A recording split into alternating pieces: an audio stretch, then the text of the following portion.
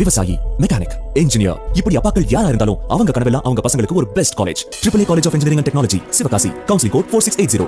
21st rank in Anna University, National Board of Accreditation, NAC with A grade ISO certified institution, Best Engineering College in Virudhunagar district. Reserve வங்கி அறிவித்திருக்கக்கூடிய இந்த புதிய விதிமுறைகள் என்பது வாடிக்கையாளர்களுக்கு தான் பாதிப்பு அதிகமாக இருக்கு. மேலும் தற்போது வரைக்கும் உடனடியாக போய் அவங்களால வங்கி கடனை பெற முடியும். ஆனா இந்த புதிய விதிமுறைகள் காரணமாக நீண்ட நேரமாகும், அவங்களுக்கு கூடுதல் செலவும் இதுல ஏற்படும் அப்படின்னு தகவல்களை பகிர்ந்து கொண்டீங்க. நன்றி திரு தாமஸ் பிராங்கோ.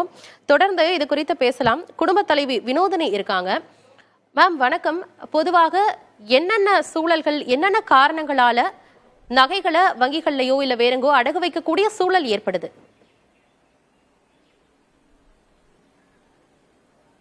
மேம் வணக்கம் மேம், நான் வினோதினி பேசுகிறேன். நகைகளை அடகு வைக்கிறது அவங்கவுங்க குடும்ப சூழ்நிலையால தான் அடகு வைக்கிறோம். அதுக்கு நிறைய சூழ்நிலை இருக்குது. நம்மளுடைய குடும்பம் பார்க்கறதுக்கு, அடுத்து நம்ம குழந்தைங்களோட கல்வி, அப்புறம் நம்மளுடைய கெரியரு, இன்னும் சொல்லப்போனால் விவசாயிகள், இவங்க எல்லாருமே பார்த்தீங்கன்னா நகைக்கடனை நம்பி தான் இருக்காங்க. இதில் ஏற்கனவே நகைக்கடன் எப்படி நல்லா இருந்துச்சு, எப்படி இருந்ததுன்னா போய் நகை அடகு வச்சுருக்கோம் அப்படின்னா ஒரு பாதி பணம் கட்டிட்டு அதுக்கப்புறம் மீதி பணம் இருந்தால் அப்புறம் இருக்கிறப்ப நம்ம கட்டி வச்சுட்டு அப்புறம் லேட்டாக திருப்பிக்கலாம். அந்த மாதிரி ஒரு இது இருந்தது. அது கொஞ்சம் ஈஸியாக இருந்தது எங்களுக்கு. இப்போ மொத்தமாக பணம் கொடுத்து திருப்புங்க அப்படின்னு சொல்லும்போது எங்களுக்கு ரொம்ப கஷ்டமாக இருக்குது. எல்லாருமே இது ரொம்ப பேசிட்டு ரொம்ப கஷ்டப்படுறாங்க. இப்போ என் பொண்ணுக்கு படிக்க வைக்கிறதுக்கு ஒரு நகைக்கடன் வாங்கணும் அப்படின்னா, இப்போ நான் ஒரு 2 லட்ச ரூபாய்க்கு ஒரு நகையை அடகு வச்சிருக்கேன். அந்த நகையை ஏற்கனவே வச்சிருந்த நகையை என்னால் வட்டி கட்டி அதை புதுப்பிச்சுக்கலாம்னு சொல்லி நான் வச்சிருக்கேன். பட் திடீர்னு நான் ஃபுல் அமௌண்ட்டையும் கொடுத்து தான் நீங்கள் திருப்பணும்னு சொல்லிட்டாங்க. அது என்னால் முடியல. இப்போ பணம் இருக்கிறவங்க போய் பணம் வாங்கி அதை திருப்பிடுவாங்க. பணம் என்னால் பெரட்ட முடியாது அப்படின்னா நான் என்ன செய்வேன்? அப்போ இது எங்களுக்கு ரொம்ப சிரமமாக தானே இருக்குது.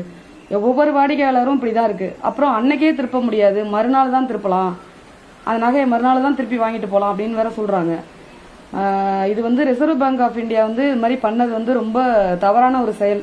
இதை நாங்கள் ரொம்ப வருத்தப்படுறோம், கண்டிக்கிறோம். இன்னும் சொல்ல போனால் நாங்கள் கண்டிக்கிறோம் மேம். ஏற்றுக்கொள்ளும் வகையில இல்ல ரிசர்வ் வங்கி அறிவித்திருக்கக்கூடிய அந்த விதிமுறைகள் அப்படின்னு புரிஞ்சுக்க முடியுது நீங்க பேசுறத வச்சு. ஆனா பொதுவாக வாடிக்கையாளர்கள் வங்கிகள்ல அவங்களுடைய நகையை வச்சுட்டு அதை மீட்க மாட்டாங்க, அந்த நகை அப்படியே போயிடுது அப்படிங்கிற ஒரு காரணத்துக்காகவும் தான் ரிசர்வ் வங்கி இந்த விதிமுறைகளை கொண்டு வந்திருக்காங்க. அது மக்களுக்கு பயனுள்ள வகையில இருக்காதா? மேம் ஏற்கனவே மக்கள் அதை மீட்க முடியாத சூழ்நிலையில இருக்கிறதே அவங்களால முடியாம தான் இருக்காங்க. அதுல மொத்தமா கொடுத்து பணம் கொடுத்து திருப்புங்க அப்படின்னு சொன்னா எப்படி திருப்ப முடியும் மேம்? ஏற்கனவே அந்த பணத்தை கொடுத்து கொஞ்சம் பணத்தை கொஞ்சம் கொஞ்சமா கட்டி திருப்ப முடியாத சூழ்நிலை இருக்கும்போது மொத்தமா கொடுத்து யாராலையும் கண்டிப்பா திருப்ப முடியாது. அப்ப அதனால இந்த முறையை தயவு செய்து மாத்த சொல்லுங்க.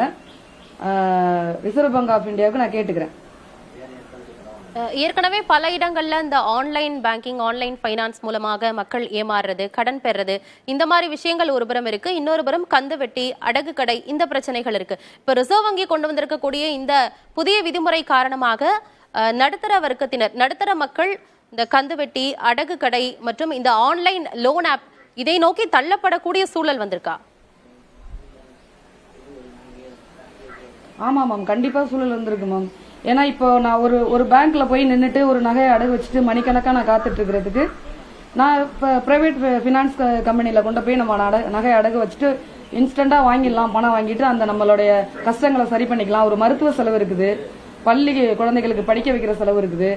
அடுத்து ஒரு நகையை திருப்புறதுக்கு, இப்போ என்னோட நகையை திருப்பி என்னோட குழந்தையோட பேர்ல வச்சிருக்கேன், என்னால் அதை திருப்பி எடுத்துட்டு வர முடியல. ஒரு நகையை மீட் எடுக்கிறதுக்கு இன்னொரு நகையை அடகு வச்சு தான் நாங்கள் மீட் எடுக்கிற மாதிரி இருக்குது. அது அந்த மாதிரி சூழல் இருக்குது. என்கிட்ட அந்த நகை இருக்கிறதுனால செய்ய முடியுது. சப்போஸ் அந்த நகை இல்ல அப்படின்னா கடன் வாங்குற சூழ்நிலை இருந்தா யாரும் கடன் தர முன் வர மாட்டாங்க. அப்ப நாங்க கஷ்டப்படுவோம் தானே.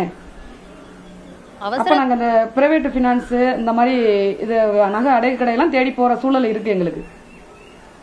அவசர தேவைக்காக நகைகளை வங்கிகள்ல அடமானம் வைக்கக்கூடிய சூழல் இருக்க நிலைமையில இப்போ இந்த புதிய ரிசர்வ் வங்கி கொண்டு வந்திருக்கக்கூடிய புதிய விதிமுறை காரணமாக இன்னும் மேலும் கஷ்டம் தான் ஏற்பட்டிருக்கு அப்படின்னு சொல்லியிருக்கீங்க. நீங்க தொடர்ந்து பேசலாம். விவசாயி, மெக்கானிக், இன்ஜினியர், இப்படி அப்பாக்கள் யாரா இருந்தாலும் அவங்க கனவெல்லாம் அவங்க பசங்களுக்கு ஒரு best college. AAA College of Engineering and Technology, Sivakasi. Counseling code 4680. 21st rank in Anna University, National Board of Accreditation, NAC with A grade ISO certified institution, Best Engineering College in Virudhunagar district.